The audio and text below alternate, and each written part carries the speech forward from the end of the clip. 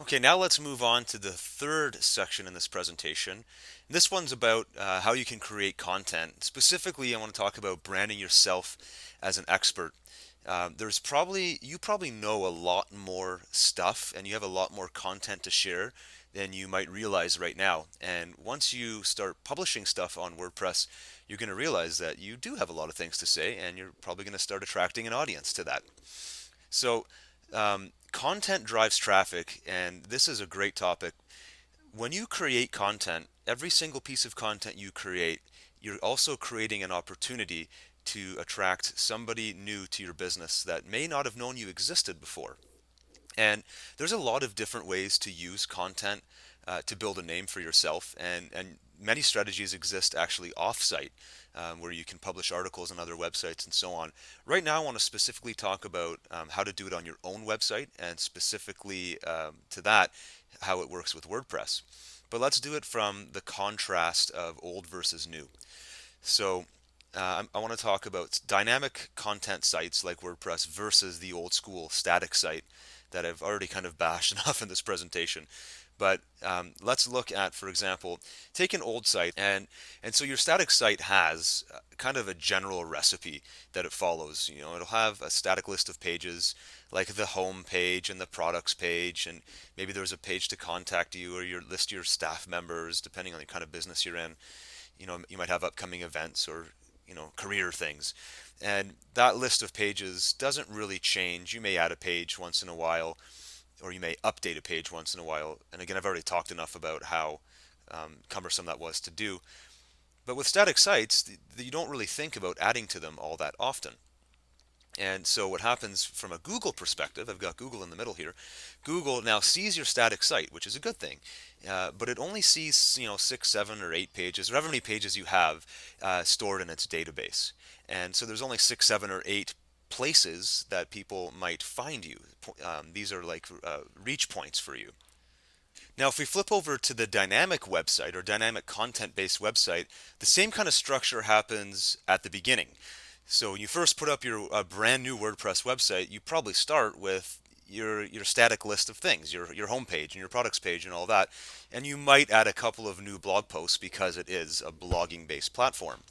But the idea with a WordPress website is to get on a regular routine of content creation, where when I go back to that whole talk about branding yourself as an expert, here's your opportunity to write a new article or do a new video or create some kind of tip sheet for your clients on a regular basis.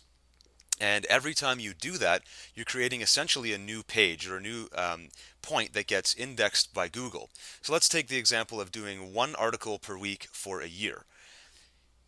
Here are 52 articles at the end of the year. Each article is indexed on as its own page in the Google search repository. So now you have your 7 or 8 pages plus 52 articles, not now a total, let's say 60 places where you're indexed in Google search engines. You could take that a step further. Now, let's say you also want to, as an additional benefit for your followers or for your audience, interview an expert in your industry once every couple of weeks and just get their thoughts or feedback or ideas on a topic. You do that once every 2 weeks, you have 26 new pieces of content on top of all that other stuff at the end of a year.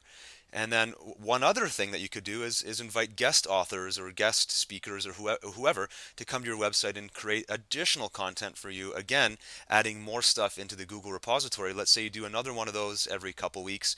Now you've got 26 guest articles. You're looking at over 100 pieces of content after a single year. Each piece of content individually stored in Google's database and searchable. So these are places that people may find you and may find your content. That's the power of a dynamic website. And you could obviously take this much further. You could produce a lot more content than this. And over time, like imagine what this would look like over 5 years or 10 years. It's really quite staggering, the power of this and the ease at which this is done. If you remember back a couple slides ago, I showed you within about 3 steps, you can take a brand new blog post and publish it on your website very, very simply. So now that we're on the topic of content creation, let's talk about the different forms of content creation that are available. If you haven't yet done so, I definitely recommend you read Gary Vaynerchuk's book called Crush It.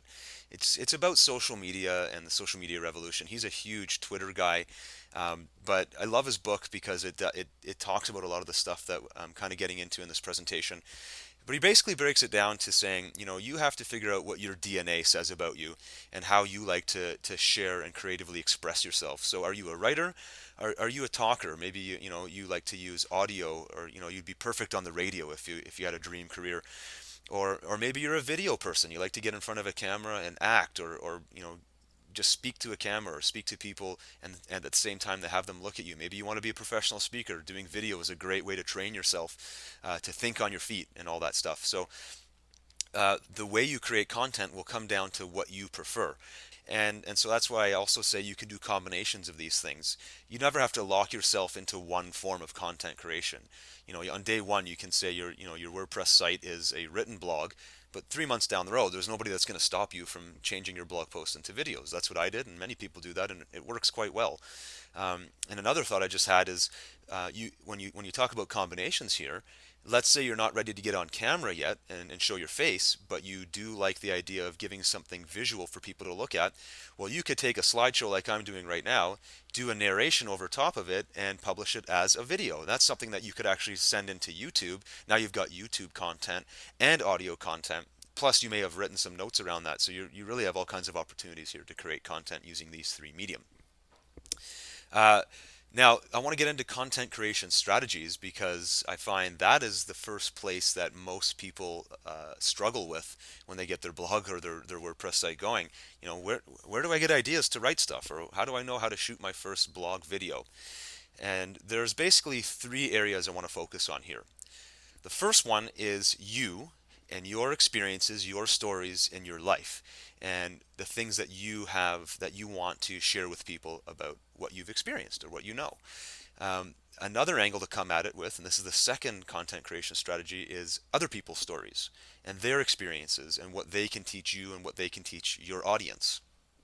And then the third strategy is responses and reactions. And this is a way for you to look at other stuff that's already out on the internet or other content that's already been published, and for you to react to that, either aggressively or in an opinionated way, or agree with it or disagree with it or whatever.